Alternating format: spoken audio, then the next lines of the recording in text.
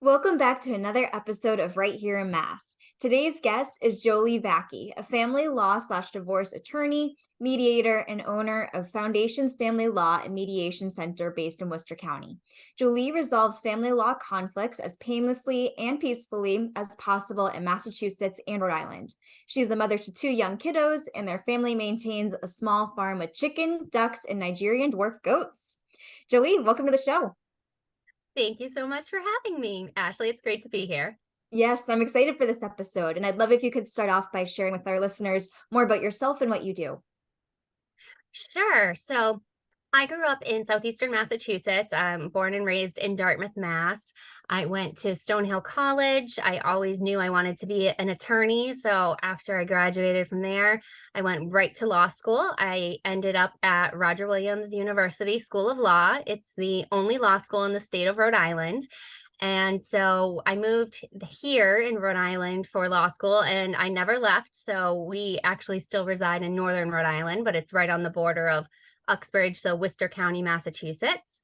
And after I graduated from law school, I took the bar. I was licensed in Mass and Rhode Island, but I didn't end up practicing right away. I actually worked for my alma mater law school for 7 years. I was in the world of higher education admissions. So I was traveling around the country, talking to students who were interested in law school, helping them apply to law school. So I had a lot of fun doing that. And in the meantime, I got married and had my two children. But I always had this like calling in the back of my mind. And it was like, you want to be a lawyer still. And I couldn't ignore it. So when my daughter turned old enough to go to kindergarten, I thought it's now or never. I'm going to either jump in and do this lawyer thing, or I'm going to stay in higher ed for the rest of my career. And it was really scary, but I started interviewing for lawyer positions. And as luck would have it, a friend from law school had her own family law firm. And that is exactly the area that I was passionate about and I wanted to practice. And so I took that leap of faith and I've been doing that ever since. I worked for that firm for about 5 years, rose up the ranks. I was a supervising attorney there with a team of attorneys. And then just this year, I took another leap of faith and I opened up my own law firm. I hung my own shingle and now I'm out on my own. And that's Foundations Family Law. And I'm very happy. I have my paralegal with me. So our team has been able to really have a seamless transition over to my new practice. But all I do all day is help people at the worst times of their lives, to be honest with you. Yeah. Divorce, custody, like these are the most important foundational issues in people's lives. And when there's uncertainty there, it can be totally distressing and scary. So I try to help them demystify that process and walk them through it and get the best results for them that we can. And yeah, so that's a little bit about what I do. I love that. And I love that you have a few different milestones really in your career between knowing that you always wanted to be a lawyer, but kind of taking a different break and a different diverge within your career before taking that leap. And so with that, when you had left your career within higher ed and then went to find a lawyer position, what was that like? Was it a little bit challenging kind of being out of the loop ultimately for a few years? Or I'd just love to hear how that transition period worked out for you. Yes, it was completely petrifying. Like I was applying to entry level positions, even though I was so much older than everybody who was applying for those jobs. I felt like, I was not part of the cool kids club. Like I was behind. So, I applied at a few places and made it to, the final round and didn't end up getting an offer. So that's why, it was really because of my network that I was able to leverage getting a position that someone who knew me and knew my work ethic was willing to take a chance on me. And I'm so glad that she offered me that opportunity and, gave me the opportunity to grow because I grabbed onto that and I just ran with it. And, but yeah, it was petrifying, like I said. And I think that's what prevented me for a long time for doing it, but the longer you're out of it, the more, you're putting yourself in a worse position. So it's like a catch-22, but ultimately I'm Yeah. glad it worked out. And you had mentioned that you always knew you wanted to go into family law. Was there something that you had experienced that made you realize you wanted to pursue that specialty?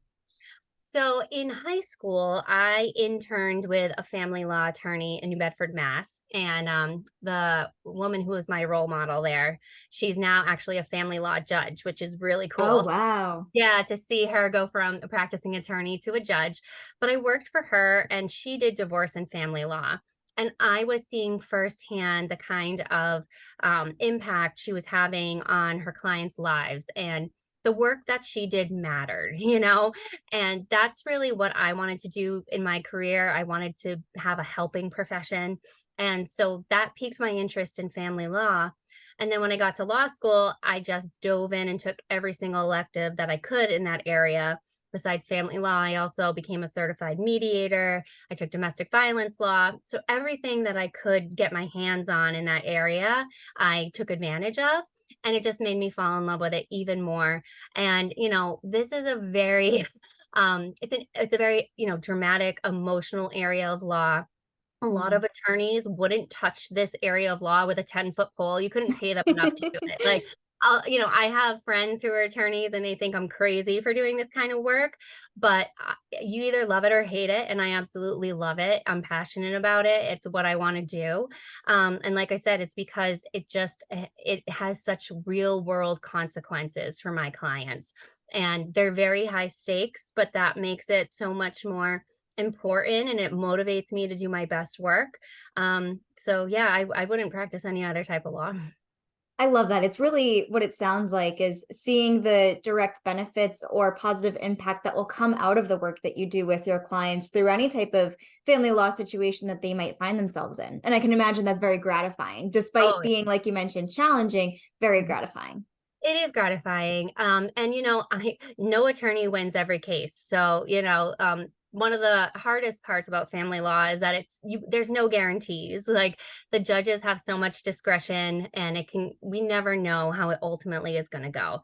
And sometimes, my clients don't get, it's far from what their dreams and outcome was.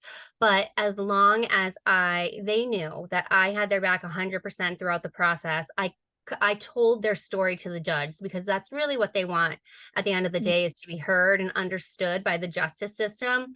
And even though the orders didn't turn out their way, at least they were heard. They had due process throughout the process in court.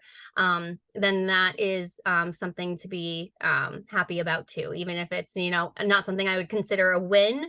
At least I was able to demystify the process for them and support them through that process. Absolutely. And it kind of reminds me of almost like a personal belief that I have. And I know that many people might feel differently, but for me in business, I kind of feel like there's a lot of situations where I'd rather prefer my peace over money. And Mhm. so I can imagine that maybe in family law, there might be a similar mindset or mantra that your clients might have about that as well.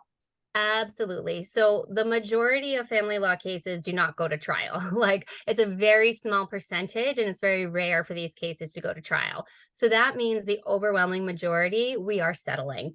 And a lot Mm, of it comes down at the end, like when we have just those few sticking points that we can't get past. I'm talking to my clients about what is the risk benefit analysis here. Like how much are you going to spend to fight versus how much could you potentially get? Also taking into that, calculation how much they'd have to pay me for my time because I'll be honest, like right. attorneys are not a cheap endeavor. So I would much rather my clients settle and be in control of the terms of their final outcome rather than pay me a few thousand more dollars to keep the case going. Did you say peace over money? That's great. I'm going to use that from here on out. It's like it kind of reminds me of like when clients where if I would perhaps pursue a relationship with a client to work forward together on a project, but I know that it might be a little bit of a headache, I might be tempted to move forward because of the fact that money might be coming. But thinking about it in hindsight, I'm like, I'd rather not have that stress and worries about everything that would happen with them and just kind of hold out on getting that money. And so I think it's really, like you mentioned, a really great mindset to have. And I love that you incorporate it into your work as well. Yeah, well, I am, like I said, a trained mediator. So a lot of that comes like into how I practice law as well. And a major thing that I focus on, especially if my clients have children, is that they're going to have to co-parent together for a very long time.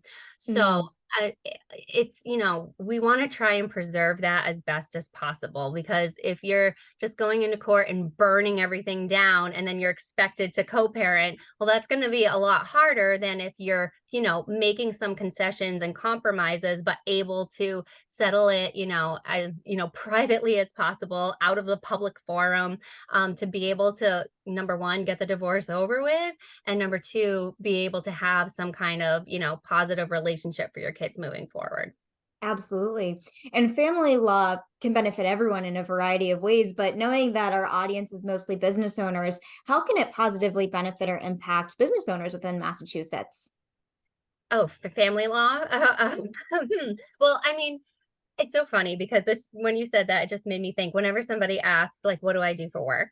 I tell them I'm a divorce attorney, and it's the same response every time. They're like, ha ha, I hope I never need your services. But I know somebody who does. Like, family law, like, divorces are so common. I mean, these are the issues, like I said, at the cornerstone of our lives, is our family. So everybody always knows somebody who could benefit, even not just from retaining a family law attorney, but talking to a family law attorney. Because Mm, not only are we just litigating cases, but something that I really love to do is educate, especially women, about the benefits of, like, prenuptial agreements, which is a very stigmatized topic. And but from doing this work for so long, I now know that there's so many benefits to those kind of agreements. And so, I'm besides just, doing the client work in the court, I think it's important to educate as well.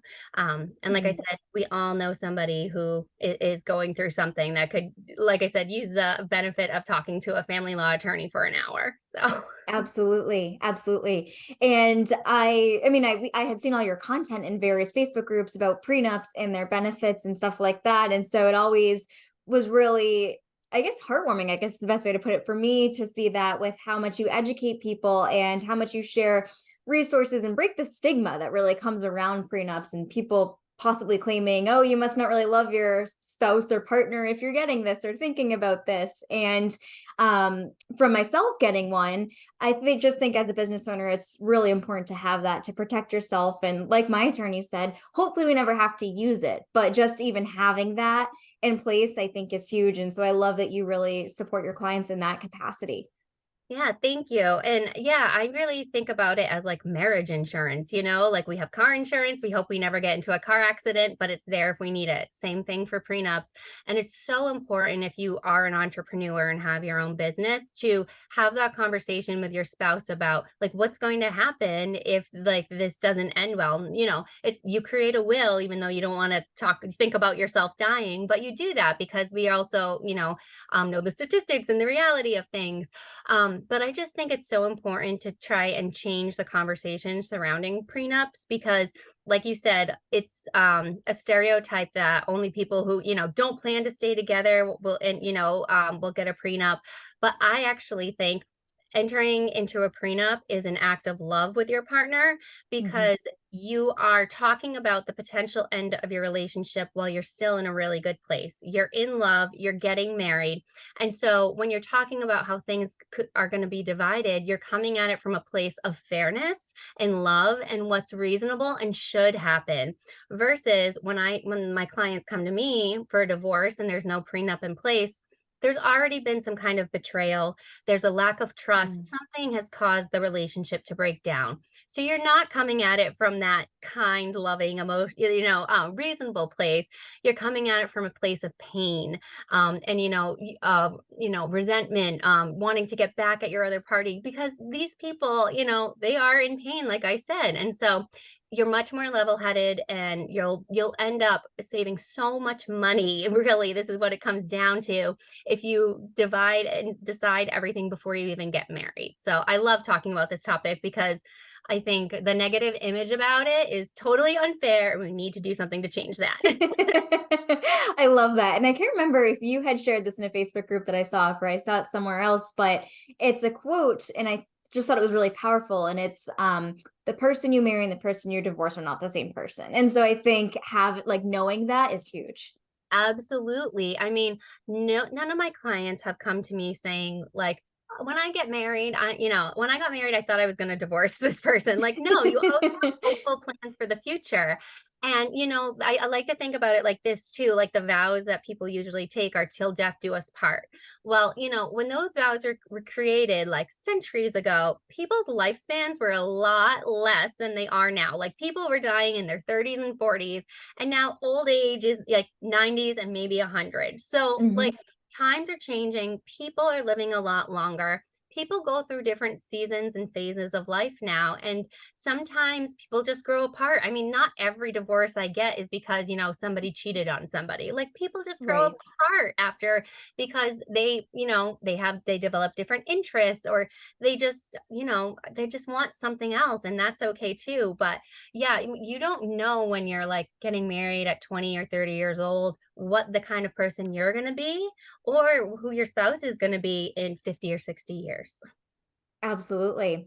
And Mhm. shifting gears a little bit to talk more about your entrepreneurial journey, you had mentioned that you were with the firm that you previously worked for about 5 years. What inspired or influenced you to want to go off and start your own firm?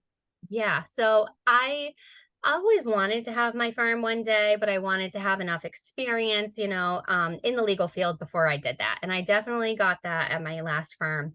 But like I said, I had risen up the ranks. I was a supervising attorney there. The owner of the firm wasn't going to be taking on any partners at the firm. And that's really how you advance in a law firm is you become partner. So I knew I had kind of reached my ceiling there.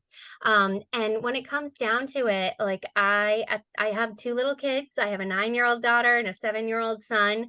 And I said, I think I can do this for my clients and like have it benefit my family instead of it, helping the firm to grow.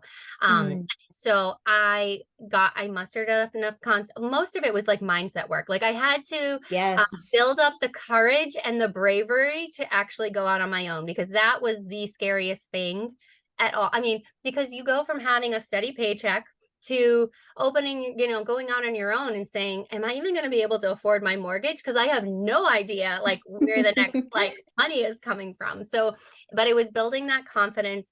We're in different Facebook groups, especially with other women entrepreneurs in the area, and seeing their bravery like inspired and motivated me to do it too. Like other women have done this before and been successful. Why can't I do it too? Um, Absolutely. so I just had a different vision for the firm that I really wanted to have versus the place that I was before. I wanted to focus on mediation is super important to me. Negotiating settlements, like I said, to preserve co-parenting relationships moving forward. And I just my marketing, my messaging, it's all the way that I want to do it, and the way, and now I can practice law really the way that I want to. So all of that kind of culminated into me finally stepping out on my own and being brave enough to do that. I love that. And when you stepped out on your own, were you still working full time at the firm or was it just like a fresh start, like starting from the ground up?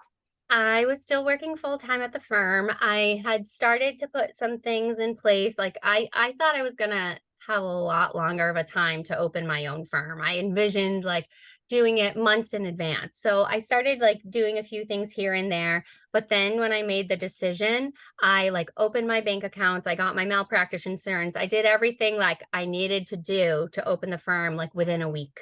And so Wow. yeah, it came together really fast. I gave my notice, and it's hard with when you're leaving one firm and going to another firm. There's not really a transition period because your client needs to pick. Like all of my clients had to be given the option to stay with my last firm, to come with me to my new firm, or just to get a new attorney altogether. So Mm, all you need to give the notice and then they need to make the decision. And so there really can't be this like long transition period because the cases are still moving forward in court, whether you're with one firm right. or another. So I was still working full time. I gave my notice on a Friday, and on that Monday, the next Monday, I was up and running with my new firm. That's So amazing. it was the scariest weekend of my life. I went to bed that Friday night and I was like, oh my God, I'm unemployed. And then I was like, wait, no, I own my own business now. Yep, absolutely. And I actually didn't know that about law firms, where if you go it on your own, you can give your clients the option to go with you. So I imagine that must have been somewhat helpful to kind of know that you might have had a few clients to start with if you did have clients that moved with you. Absolutely. That was pivotal because I Yeah. thought, I had enough trust that some of my clients would come with me because we had, family law cases do not are notorious for taking a long time. So some of my Mm. clients had been my clients for 12 months or 18 months. And I hoped and I thought that they might come with me to the new place. And I was right. So I was thrilled that I wasn't, starting from scratch. I did have a Mm. little bit of a base to start with, and then I've been able to build my clientele from there. But that did help knowing that I wasn't just going to be having zero clients on day one. So that was very helpful. Absolutely. And in addition to getting new clients through referrals or the clients that you're working with at your other firm, how else have you been able to grow your firm and build your clientele? Yeah, so a lot of it has been networking. So since I've gone out on my own, I've met so many amazing women and had one-on-ones with them. So whether it's financial advisors or realtors, I've had some great relationships with divorce coaches now. Mm. Previous attorneys that I've worked with either in family law or in different areas. But most of it has been referrals, some from old clients and current clients. And those are the ones that mean the most to me because that means, that they were so happy with me that they trust to refer me to somebody else that they care about. So most of it's been referrals. I've had a social media presence since I started the firm. I try to keep it very active.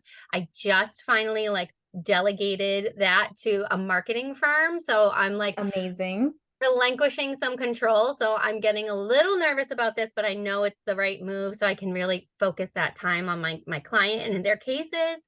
But really, I haven't done any paid marketing like Google ads or anything like that. I have a gorgeous website that I'm super proud of. And so I love putting that out there all over the place. But a lot of it has been just organic and referrals, which I love. Yes, absolutely. And I say that's the best way to get new clients because, like you mentioned, it's people who know you, they trust you, and it's the biggest compliment when they work with you again or hire them to people that they know and love. Exactly, exactly. And I guess one other tip I'll share with you too is that I'm in a lot of because a lot of my clients are moms, they're working moms who are getting divorced, that's my target audience. So I am in a lot of local Facebook groups for moms. And Mhm. we're not only talking about kid and parenting issues in there, but inevitably every few days somebody will be asking for a referral for a family law or divorce attorney because that's what happens. And so people are able to refer me in there, and so that's been a great free way to get my name out there, which has worked out a lot. Absolutely. And like I've mentioned throughout this podcast, and like you shared, a big part of what you do is educating people, whether they're clients or not, just on all the aspects of family law and divorce. And so, what are some ways that you like to educate people in case our listeners would like to find more resources that you put together? Yeah, so my Instagram account, I put out 2 to 3 minute video clips about different topics about family law, myths or tips for court, things like that. So if you go to my Instagram, it's just Foundations Family Law. I have little videos there. I also have been writing articles. So I have a blog not on my website, but then I'm also a member of it's called the Divorce Squad. And it's Mhm. a website in Massachusetts that has professionals for people who are going through divorce. So there's attorneys, there's financial advisors, realtors, everybody's in there. And they also put out articles. So I just published an article with them about tips for divorcing a narcissist. So that was one. Ooh, Yeah, that's a that's good topic. thanks. Yeah, it's a topic that I deal with a lot in my firm. So I have an article on that. I was just quoted today and I'm so excited about it. So I'll tell you, but I was quoted in Parade magazine Oh and my goodness, amazing. yeah, on an article about common reasons that people are getting divorced today. So yeah, so I've just I put out content in my socials. I have blogs and articles and things like that. So that's how I try to educate. Love that. And for our listeners who might be lawyers themselves and might be thinking about going off and starting their own firms, doing similar to what you did, what advice would you have to share with them? Get a mentor because before I went out on my own, I contacted a solo female attorney that I'd had cases with on the other side. And I just said, hey, can I pick your brain? And she was like, absolutely. This is what I did when I started my firm. Yeah. So find somebody who's done it already, because you don't need to recreate the wheel. Like, oh, we can tell you all the steps that you need to go through. Like I talked about getting your bank account set up, malpractice insurance, like talking about, do I need to rent an office space or can I be virtual? Like all that kind of stuff is, yeah, talk to somebody who's done it before and you'll save yourself so much time and headache and heartache. Absolutely. And as we've shared a little bit throughout this episode, a lot of what you do can be very vulnerable, emotional work. And so when you're transitioning out of work mode and into relaxation mode out of the end of the day, do you have like a certain routine to kind of help unload the weight that you might have felt throughout the cases that you've worked on? Oh God, this is tough. I'm really honest with you. I still struggle with this, but I mean, Yeah. this has gotten better for me over time with experience. But I, like I said, I'm dealing with people at their worst moments in their life, and so when I'm interacting with them, like I kind of become this vessel for their pain, and it's really hard because I mean, I'm a human being. I have feelings. I'm empathetic. Like I care about my clients. So I've learned over time to like put up better boundaries, so I can still care about my cases, but then also like function in my personal life. So that's taken a lot of work and therapy, but I'm much better at it now than I was at the beginning. But honestly, so I work and I work out of my home most of the Yeah. time. So I don't have a physical like boundary for when I'm going from work mode into like home mode. So I really like, I have to, at the end of the day, like shut my laptop. I do check my email on my phone because family law emergencies pop up all the time. So Mm. like I check it occasionally in the evening, but I don't respond to anything that's not urgent. But really the time that's most sacred to me like is my weekend time. Yeah. Um because like my kids right now, they have lots of extracurricular activities after school. So if I answer an email when I'm at their basketball practice, like that's okay. But like my weekend time with my family is where I really try to not do any work if possible. So when I'm logging off on Friday, I'm kind of just like making a note to myself, okay, all this is going to be back for here for me on Monday. And I don't really check my email as much on the weekend. So I don't know if it's really a routine. It's just more of a mindset that I have. Like I am designating Friday night through Monday morning as my sacred time, and only things that are like absolutely life and death, or someone gets served with a restraining order, am I going to deal with. Everything else can wait. I love that. And it reminds me of something that I frequently have to remind myself, which is one, the work will always be there, but your time won't. And two, you can't pour from a cup that's half full. So it's like you're talking about, weekends are your time to recharge, relax, and then come back Monday morning full of energy and ready to support your clients. Exactly. Yeah. Because I mean, we are human beings, we have lives, and it's hard to turn it off because, like, everything for my clients is so important. And it is. Yes. But I've had to teach myself this, like, if I don't respond to this email until tomorrow morning, it's going to be okay. It's not like, I'm not a brain surgeon. I'm not a heart surgeon. This is not an emergency. And even though it's important to get the information to my client, a few hours isn't going to make a difference in the grand scheme of things. And so it's been a lot of teaching myself that and trying to set boundaries with my clients too. But it's constantly a learning process. And I think that's okay too. Yeah, absolutely. I mean, something I heard one time is that there's never truly that perfect work-life balance. And I thought about that and I'm like, you know what? That's right. It's just finding the percentage that works for you. So whether you're 30% relaxation, 70% work, as long as it works for your lifestyle and your needs, I think that's really all that matters. Agreed. And I also think that there's an ebb and flow too. Like sometimes Yes. my kids need me more than my clients do. Other times there's a case that needs my attention more than my kids that night. Like it changes, and I think it's our right to talk about that, and acknowledge that, like I said, there's a different seasons, and that's all right too. We're all doing the best we can. 100%. And one of the many hats that you wear is also podcast host. And so I'd love to hear more about your podcast, what inspired you to start it, and what types of topics you cover in your episodes. Thank you for asking because this really is like my passion project that I love to do. It helps me get out my creative side. So, in some of the networking I've done since I started the firm, I connected with a divorce coach, and her name is Lisa Happ. And we have just formed this amazing personal and professional bond. And we refer clients to each other regularly. It's just really great. And so, we were talking about some kind of like series that we wanted to offer, and we thought about maybe doing a video series, but then I love podcasts. Like I am a podcast junkie. And so I was like, well, if we're going to be recording it anyways, like let's repurpose it into a podcast. And then we just took Mm. that idea and ran with it. And so the name of our podcast is Divorce Detox. And we have raw, unfiltered conversations about everything to do with divorce topics.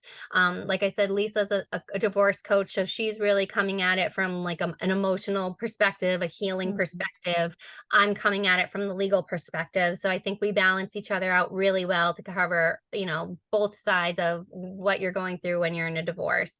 And then we also bring on guests. So like today we just recorded an episode and it was with a certified divorce financial analyst. So someone Oh, from the perfect. financial sector. We've interviewed, who else have we had recently? Oh, we had this great episode on dating after divorce. So we had like a woman who helps people like get back into the dating scene after a divorce. We just alternative healers, like, hypnotherapists. So we have all different kinds of people that we interview on the show, and we give, general legal information. And it's just to help bring, some education to our audience and to know that they're not alone and there are resources that they might not have considered to help them through this process. So we put out an episode every Sunday, and yeah, we have a lot of fun doing that. I think it's wonderful that you have your podcast. And I also think it's really great that you chose the podcast format, because I'm just thinking like if women are thinking about working with a divorce attorney, they can listen to it in the car after they drop their kids off at school, or they have that time to themselves to really dive into these resources that are available. And I think being able to listen to a podcast episode makes the topic accessible for them. Yeah, thank you. And that's what we were hoping to do. And the episodes are pretty short. They're usually like 25 to 35 minutes. So they're very like digestible. So yeah, and we just wanted to make it accessible, and we've loved the format and we've gotten good feedback to it. So we're really happy. Awesome. And with Foundations Family Law, where do you see yourself going with that over the next 6 months or even year? Do you see yourself adding on additional attorneys or anything like that? I'd love to hear your plans for it and your big vision. Yeah, so I would love to hire. This is my dream. I'll just tell you what it is. So we all work remotely and virtual at my firm, which I think offers a lot of flexibility to working moms like myself, And so I want to create a firm really that offers opportunities for other working moms. So I would love to hire a couple other associate attorneys who are working moms too, and they don't want a full caseload to take over their whole life, that they can still have some time with their kids just like I want. I have my full-time paralegal now who is like my saving grace, but I would love to get her some additional support. So like an admin person. Mm. I'm picturing a firm that's like small, like 3 to 4 attorneys total, maybe a total team of like 7 to 8 staff, but something that's manageable and that I can have personal relationships with all of my employees and still have, I don't want to just have attorneys working on the cases without me knowing anything about their case. Like I'm not okay with that. Right. Even if I'm not the lead attorney on the case, I want to have, to know about the clients in the firm and have some input into the strategy on their cases. But I would really love to, like I said, create a firm that's really offers opportunities for working moms. That's my dream. I love that. I'm going to have to connect you to one of my favorite organizations and one of my clients, Mom Up, which they specialize in that. They're recruiting for helping working moms get back into flexible careers and flexible positions to work with their lifestyle. So I love that you have that really similar mindset. That is awesome. Please do, because I think I need to hire another lawyer like yesterday. So this was like That's on my good news to-do for list. you. Yeah, it is for me, but yeah, I'm a little stressed about it. So yes, please let's talk about that offline. Absolutely. And Jolee, one of my favorite questions to ask our guests is what favorite local businesses they like to support. So like I said, I'm originally from Dartmouth, Massachusetts, and so Westport is pretty close by. And one of my friends from high school, her name is Amanda. She owns this really cute gift shop on, I think it's State Road in Westport. It's called 3 Gen Love, and it's a gift shop. And they have about 40 different small businesses that have their products there for sale. And so we actually have our goat milk soap from our farm there Oh, for I love that. so yeah, so that's how like I know about it, but they have all different kinds of businesses from like handmade like candles and knit items and tumblers and all kinds of personalized stuff, and it's just nice to go there. It's like kind of you're going to like a craft fair, but it's in a store. Oh, fun. So you can find a lot of fun finds there if you're especially buying gifts for somebody, and like if for someone who has everything and you want to find something unique, it's a great place. So 3 Gen Love, it's 3GenLove. Love that. Jolee, this has been such an awesome episode, and I've really enjoyed the opportunity to have you share more about yourself and your law firm. And I know you did talk about some places where listeners can find you online earlier in the episode, but I'd love if you could share that again. Sure. So yeah, we have our website. It's foundationsfamilylaw.com. And then all our socials are Foundations Family Law. So we're on Instagram, Facebook, and LinkedIn. And then my podcast, Divorce Detox, you can find us on Instagram. So I'd love for you guys to check it out. And thank you so much for having me, Ashley. I've loved this conversation. It's been so fun. Yeah, you've been a great guest. Thanks so much again for coming on. No